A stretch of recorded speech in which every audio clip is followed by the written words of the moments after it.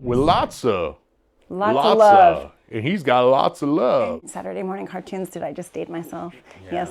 Why would a marketing team want to work with an influencer? The beauty of stop motion versus CGI, AI, other forms of animation is you truly see the products come to life. There was magic in that. I'm sure I'm the only person keeping Lord of the Rings in business right now. I think you might be. I mean, I would just be like walking my dog, listening to Paul do a voiceover session, and I was just like getting this like performance of a lifetime. The way toy marketing has evolved over the last few years is really interesting. It used to be catalogs, commercials, comic books, and TV ads.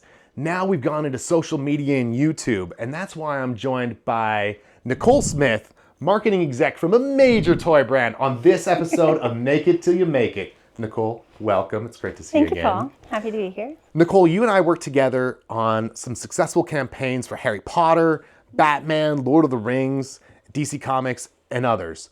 Yep. What do you love about bringing stop motion animation in to the content that you're creating? I really love what we've done. Digital Wizards, A+. We worked together when I was in a previous role at Warner Brothers. I'm allowed to say that because it's public knowledge. But to answer your question, the stop motion piece of it, because of where, like, I use the phrase a lot, fish where the fish are, because of where kids are spending their time on their phones, on their tablets, etc. They're on YouTube, so you can't find them in the places where we used to find them. Yes, they might be watching, Saturday morning cartoons. Did I just date myself? Yeah, yes. A little, but you're right. But we have transitioned out of Saturday morning cartoons, like where they used to just have cartoons. But even today, we're producing what we call a TV commercial, a TVC, but we're not putting them on TV necessarily. We're putting them on connected TVs, the Rokus, the Samsungs, the whatever, but we're also mostly putting them on YouTube because that's where you find your audiences. But stop motion, the beauty of stop motion versus CGI, AI, other forms of animation is you truly see the products come to life. And I know that it was sort of the tagline of our previous campaign, out of the toy box and into your imagination. But I've always really loved that because we really, truly brought those stories to life. And yes, with the Harry Potter stuff, we were recreating scenes from the films, but like, there was magic in that. Yeah, it feels different when it's all Funko Pops or Spin Master toys or Lego toys, and they're all together, especially when they can all be together. Because it's a mishmash, just like in your child's bedroom. What was your favorite campaign that we worked on together? I have a few. The Harry Potter Magical Movie Moments campaign, you can find it on YouTube. That was the first project we worked on together. And what was so magical about that was, we were finding that new audience on YouTube. We were finding that next generation of fans for the Harry Potter content, whatever, consumer products. But the way that we did that was like you guys were so well versed in the stories. Like we knew you knew what. We knew the movies inside and out. We know the Harry Potter world. You knew the characters. Yeah. You knew all of that stuff, and it was there was magic there. But there was a few of those pieces of content within the campaigns that really stand out to me. There was one that we used to call them IRLs. We did both hybrid live action with children and the stop motion. So that brought like human children into the story, the gap, right? And there was magic there. But the one I'm specifically thinking of was the Expecto Patronum with the two little siblings. That was amazing. So we have a little brother sister that are playing with the toys, because sometimes with toy marketing, it's like you want to see the scale of the toy. How are kids interacting with it? What are the play features? And that was what was great. It was like you get this brother sister and they're camping in the backyard. I know, it was so amazing. But intercut with the stop motion, with the products, recreating that scene. And there was really, truly magic there. And we would legitimately record the voiceovers with truly like Shakespearean voice actors. Right. And that was like, I would just be like, walking my dog, listening to Paul do a voiceover session. And I was just like getting this like performance of a lifetime by these British actors. And it was just, I don't know, there was magic in that first season. We would cast actual British citizens to make sure that everything was authentic and those accents were as close to as possible, but a little slightly different and a little bit of a leap from the imagination. Celebratory. Yeah. Not we celebrate the voices. Yes. And I love that. But that was just Harry Potter. We've worked on the Batman stuff together. We worked on motion comics. We worked on those Batman dancing. Do you remember that one? The Batman dancing campaign. That was where amazing. It's like he's doing all the Fortnite dances. Doing the Dougie or whatever. Yeah. But the one that I also wanted to mention was Lord of the Rings. Like, I do not happen to be like a super fan of Lord of the Rings, but I am a super fan of Digital Wizards stop motion campaigns with, this was specifically a Lego campaign, but that one was so epic. The Tower of Barad-dûr was that there was something pretty. The scale of that campaign was amazing. That one, it felt cinematic. Yeah, it was so big. It felt like it was Lego if Peter Jackson was able to make Lego movies. Right? Yeah. That was awesome. But one more. But last one.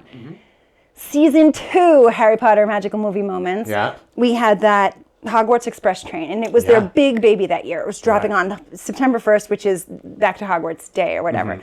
It was the biggest. It was the biggest drop for Lego that year. We did the Hogwarts Express video in the style of Wes Anderson. Do you remember that? Yes, I do. And that was so magical. There was like the beauty in the transitions, and I thought that was going to be award winning. We submitted it. Yeah. Well, you miss 100% of the shots you don't take. Well, we took the shot. Right? You take the shot. And that's the other thing is sometimes it's not about winning the award. It's more about being able to connect with the audience. And these videos and this branded content really does connect with the audience. Yeah. Do we have any other way to track data of like how many people like click through and purchase? Do we know these things? When I was working at Warner Brothers, we were the licensor licensing our IP to Lego. Lego had the relationship with their retail point of sale. So I was neither the product maker or the point of sale, so I don't get the conversion data. But what we do get as Warner Brothers, we did put media dollars behind a lot of our YouTube campaigns. So we did know views, clicks, awareness, view through rate, time spent, all of those things.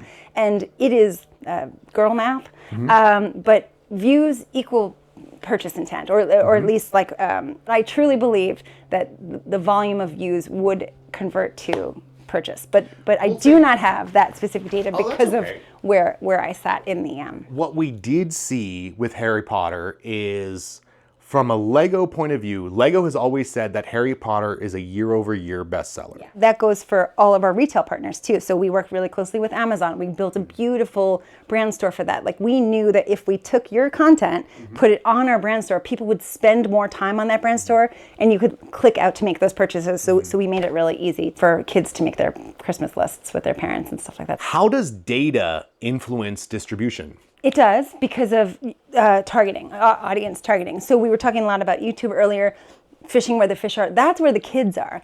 And yes, of course, there's probably a gabillion parents with kids who are potential purchasers also on YouTube. But we use social media instead to find those parents, those purchasers on social media. So it is data-driven strategy. But like, you find the kids on YouTube, that's where the awareness play comes in, and then you find the parents and the purchasers or whoever is making the purchase on social media. The other thing that was super cool about the Lord of the Rings spot that we worked on together was that it got to play in theaters. I know, that was before amazing. Lord of the Rings, the films came out. During the 20th anniversary? Yeah, that was amazing. Yeah. That was so cool. Oh my God. You went to see it?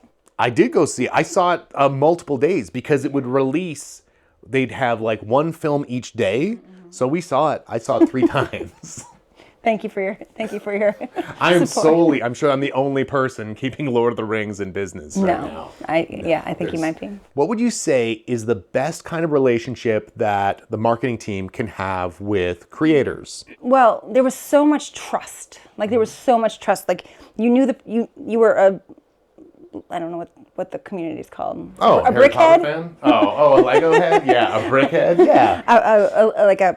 You yourself are an adult collector, so you knew the products, you knew the IP, and you know your skill set, right? So like there was so much trust there, and that was just magical. We worked very closely with a franchise team who knows Harry Potter in and out, but you knew as much as they did. So and the same with like people on our magical. team. Like we would find people, our production manager, Julia, reads the books every single year, just knows everything about Harry Potter. That's unbelievable. You can't have that for every project. Right. And then we just love Lord of the Rings so much. Like everyone on our team loves Lord of the Rings. You're just super fans. So yeah, and to be able to go, honestly, to go from being a super fan and then making awesome content for Warner Brothers and to be able to put that out, like that's the stuff that dreams are made out of. Yeah.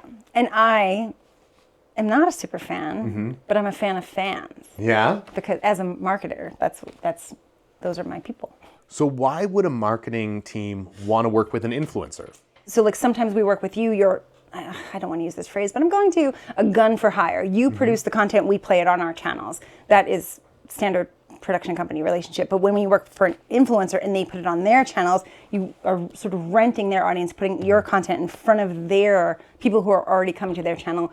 And it's not that it's cheaper, but you don't have to put paid media behind it because they already have sort of a following. So that is, I think that's the secret sauce there. How much control or collaboration is happening with the marketing team in that? Do the influencers typically pitch an idea, or is it they get the freedom to run with it? I think it depends on like what level, there's the micro influencer and then there's like the Kardashians. With Kardashians, I mean, I have never partnered with a mega influencer like that, but I don't imagine there's much freedom in that conversation. It's like you're going to them for what they do versus like a smaller influencer who you would be going to them for what their skills are. Like we've worked with like domino artists or like the company that I'm working with now has a product based on slime. So there's legitimately like slime artists. So you find people with certain skill sets and you partner with them for that reason. But like I think it really depends on the structure of the deal. Sometimes toy marketing isn't just on YouTube. What are some of the other ways companies are creating content for their audiences? We've done a lot of cool stuff together, like the motion comics, but also, of course, there's just content series, 2D, 3D. You mentioned some of that. I don't know a ton about AI, but I feel like AI will be a huge deal in the future. We talked a little bit about theatrical and also streaming. I feel like there's sort of two different ways in, like to that, starting with the product or starting with the IP, and I've seen it happen both ways.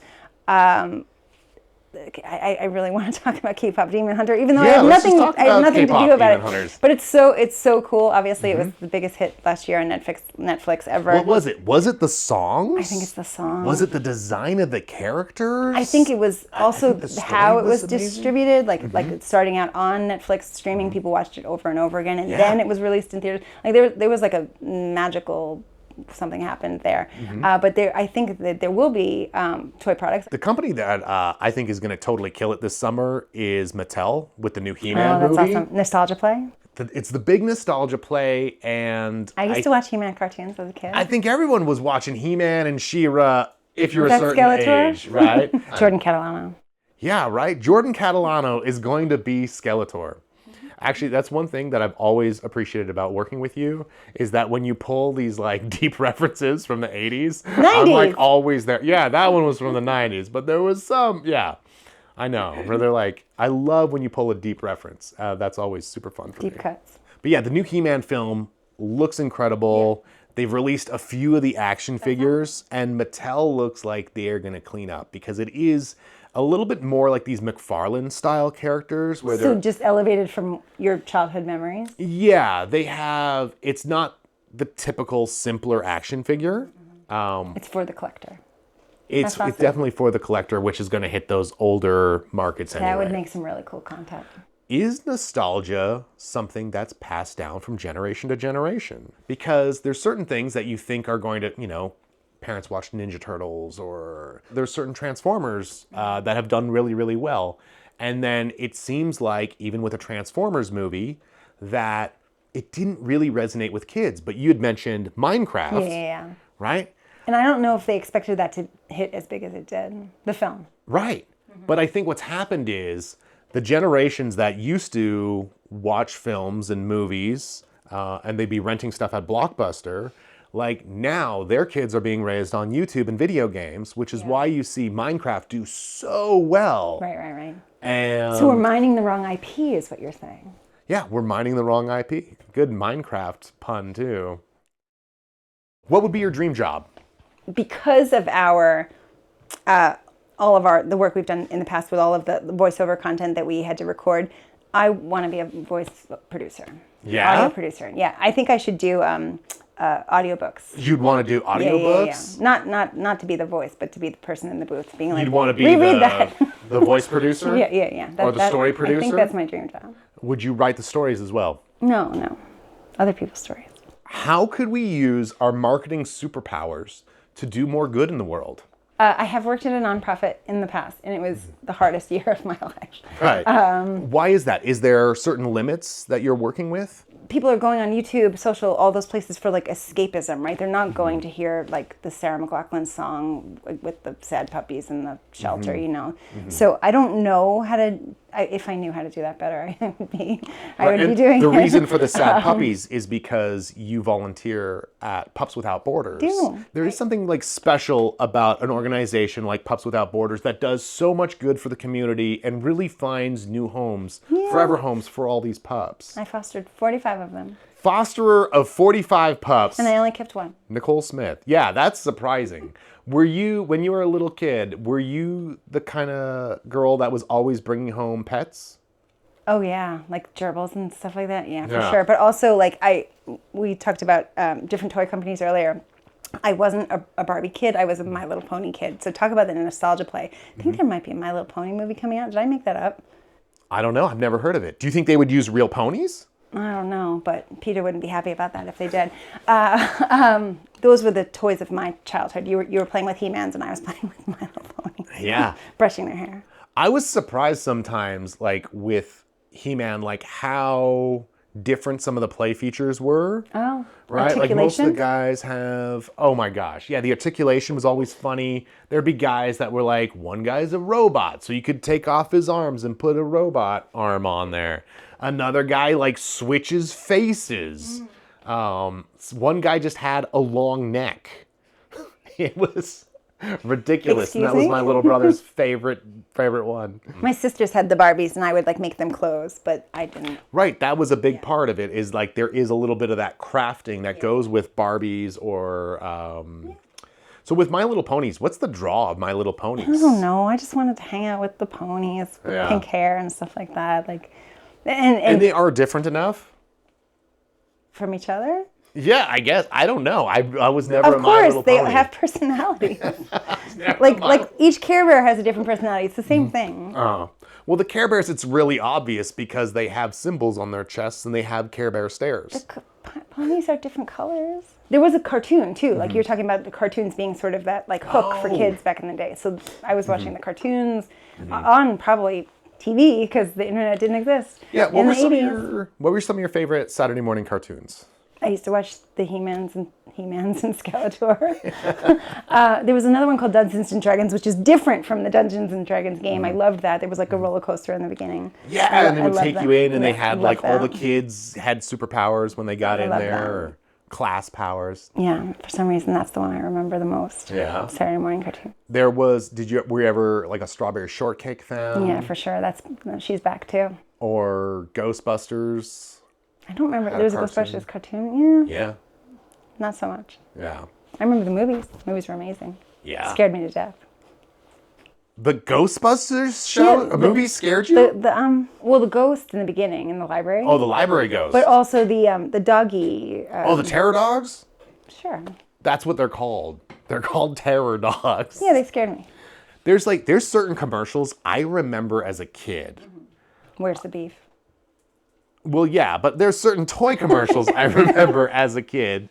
Things like, what's the time? Slime time. And then they'd have all these like I remember different watches. Is there any toy commercials you remember Guess as a kid? Who? Oh, right. I remember Teddy Ruxpin. Oh my gosh. Terrifying. Did you ever put a different cassette in the Teddy Ruxpin? I didn't know you could do that. Yeah, we put a Mini Pops cassette in a Teddy Ruxpin, and he was like hyper going much quicker. The movement was synced to the audio? It is. Oh. That was what was weird about it.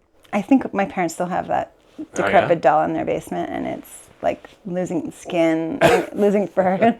So it's a little terrifying. Audience, do you guys have any commercials that you remember that really stood out to you as a child? Leave it in the comments below. I think one of the campaigns that we tried to do at Warner Brothers for Batman's 85th one of the anniversaries was a nostalgia campaign. Like, do you remember in, I think, Toy Story 4 with the teddy bear?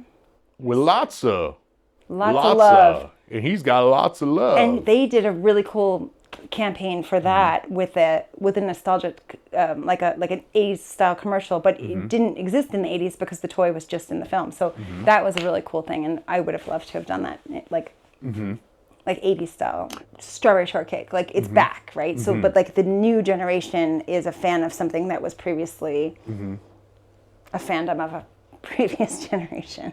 So I don't know, nostalgia. We had such an amazing time working on all those Harry Potter projects together. 5 seasons. Hundreds of pieces of content. And how many languages did you say we got dubbed 13 languages. into?